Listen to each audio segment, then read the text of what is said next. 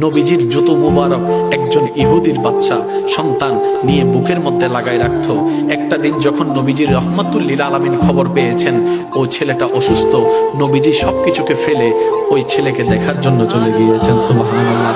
যাওয়ার পরে নবী বুঝতে পারলেন তার আর দুনিয়ার ভিসা বেশিক্ষণ নাই। রবের কাছে দোয়া করলেন, ও আল্লাহ, আমাকে মহাব্বত করে আমার জুতা নিয়েছে, আমাকে মহাব্বত করে আমার জুতা বুকে নিয়েছে।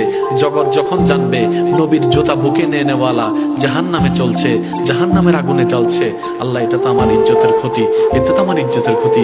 তুমি না বলেছো ওয়ারাফানা লাকা যিকরাক, তুমি তো বলেছো ওয়ালা সাওফা ইউতিকা রাব্বুকা ফাতারতা, তুমি তো আমাকে বলেছো ওয়া মা আরসালনাকা ইল্লা রাহমাতাল লিল আলামিন। নবীজি যখন রবের কাছে ফরিয়াদ করলেন, রব দোয়া কবুল করলেন। আল্লাহ তাআলা রাসূলকে নির্দেশ দিলেন, আপনি ওকে কলিমা পড়তে পড়েন। সে কালিমা পড়তে দেরি, ইন্তেকাল হতে দেরি হবে না, ইন্তেকাল হতে দেরি, জান্নাত দিতে দেরি হবে না। সুবহানাল্লাহ। এবার সে নবী রাহমাতুল লিল আলামিন যখন তার দিকে তাকায় বলে, বাবা কালিমাটা তুমি পড়ো। সে বাবার দিকে দেখে, আত্মীয়র দিকে দেখে, নবীর দিকে দেখে। তার বাবা বলে, এত দেখা দেখির দরকার কি? উনি যা বলছে তুমি তাই পড়ো, উনি যা বলছে তুমি তাই পড়ো। নবী কালিমা পড়ালেন, ইসলামে আনলেন, এদিকে রূহ চলে গেল।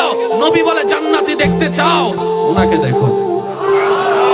নবীর প্রেম অন্তরে যখন জেগেছে, এবার তার আস্তে আস্তে ইসলামের প্রতি ভালোবাসা জাগতে আছে।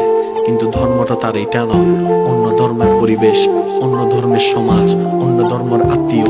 হঠাৎ করে ইসলাম ধর্মে আসা যায় না। করবে তো করবে কি, করবে তো করবে কি। একদিকে দুনিয়া, আরেকদিকে প্রেম, একদিকে দুনিয়া, আরেকদিকে প্রেম, একদিকে অবাস্তবতা, আরেকদিকে পরকালের বাস্তবতা। জ্ঞানী মানুষ তো জ্ঞানীর মতো করে রিয়েকশন করে, এটাই তো স্বাভাবিক। এবার পড়তে পড়তে পড়তে পড়তে পড়তে পড়তে পড়তে